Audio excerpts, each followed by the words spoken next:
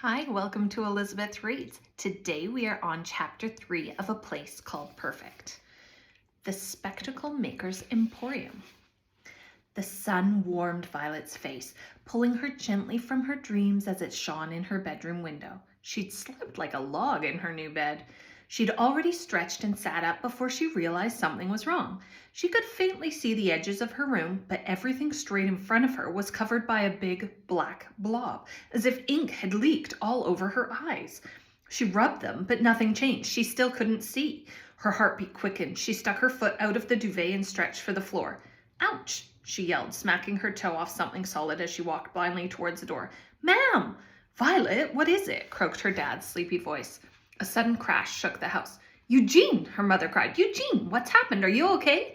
Violet gingerly felt her way out the door and down the hall to her parents' room. She stumbled inside. "Ma'am, I can't see." "Neither can I, pet," her father replied, his voice strangely cheerful. "But it's nothing to panic about. We were warned." "They didn't say it would happen this soon, Eugene," her mother called. "No need to panic, girls," he repeated, his voice now a little high-pitched. "Violet, come over and get into bed with your mother. I'll go downstairs and see if I can get hold of the Archers. They'll know what to do." "But how, Eugene? You can't see either," her mother sobbed. "Don't worry about me," he replied, walking into Violet as she crawled across their bedroom carpet. "Dad, watch out!" Violet shouted, breaking her vow of silence only because it was an emergency. "Oh, what a good idea, pet," her dad said, easing himself stiffly onto his knees. "I'll be back soon with help. Trust me." Violet's father crawled across the room and out into the hall. Trust him? He didn't deserve her trust. This was all his fault. "Ow!" she cried as she banged into the side of her parents' bed. "You okay, pet?" her mother called from above. Violet rubbed her forehead, searching for blood.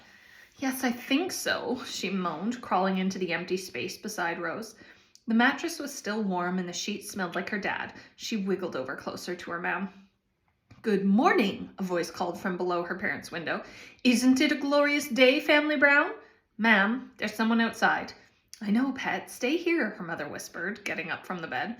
Rose stumbled across the room, and then the window squeaked, and cold air tickled Violet's toes where they stuck out from beneath the duvet. "Hello?" Rose called. "Oh, good morning, Mrs. Brown. I stopped by to see how your first day is going and to offer Eugene a lift to work." "Oh, it's you, Mr. Archer," her mother gasped. "What a godsend you are.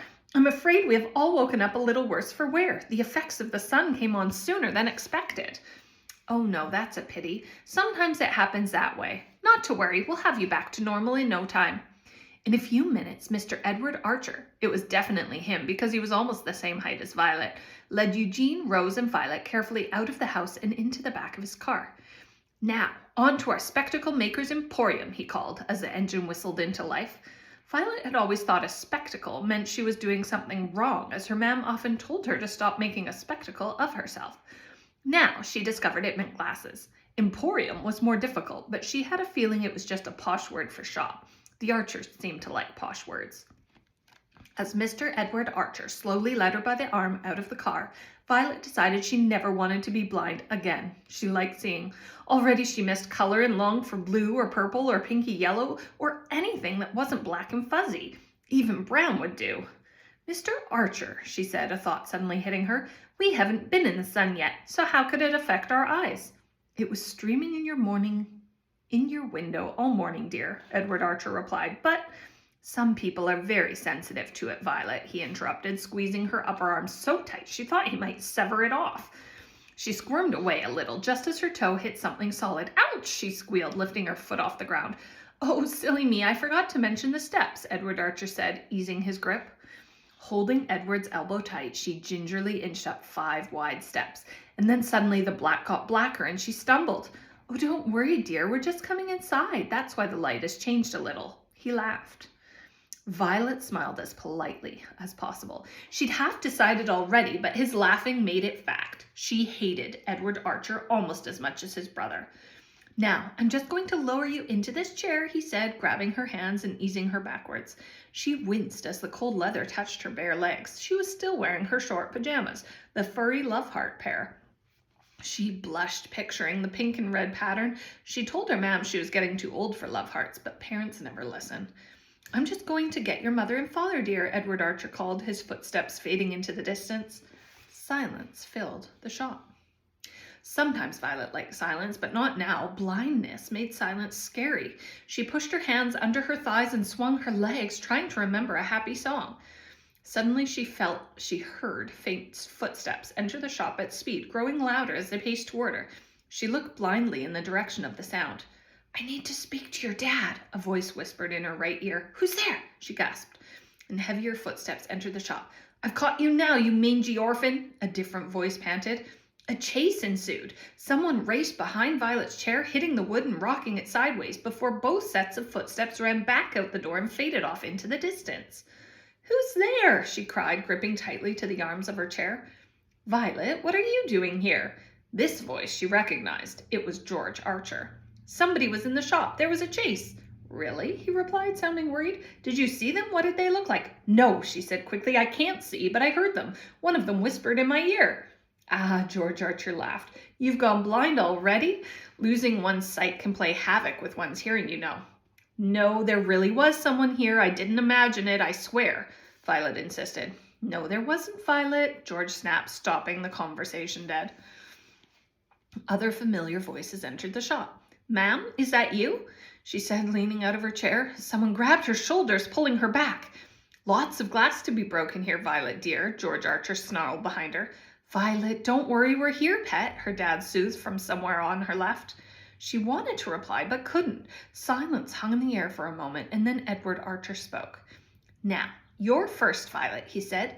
It sounded like he was standing directly in front of her. "I do hope these fit. If not, we can adjust them. You have a rather large head for someone so young." Violet winced and closed her eyes as a pair of glasses were shoved roughly onto the bridge of her nose. Warm, sweaty hands cupped her face and adjusted the frames. The arms of the glasses felt a little chunky and uncomfortable behind her ears. "Now," Edward said, "tell us what you see." Violet held her breath. What if she was still blind? Slowly, she opened her eyes and gasped. Color filled her vision.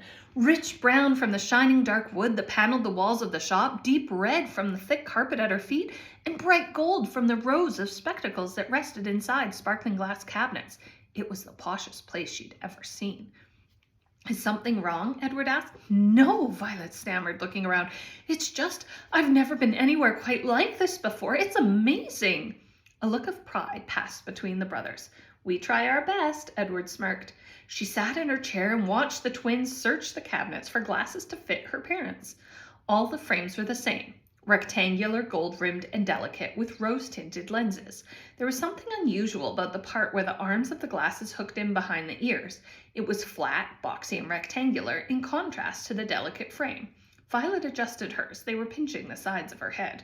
"Try to leave them alone, will you?" George snarled as he caught her fiddling with her specs. She sat on her hands and watched the Archers hover around her parents for a few minutes, and then, sure the twins were distracted, she slipped off the chair and looked around.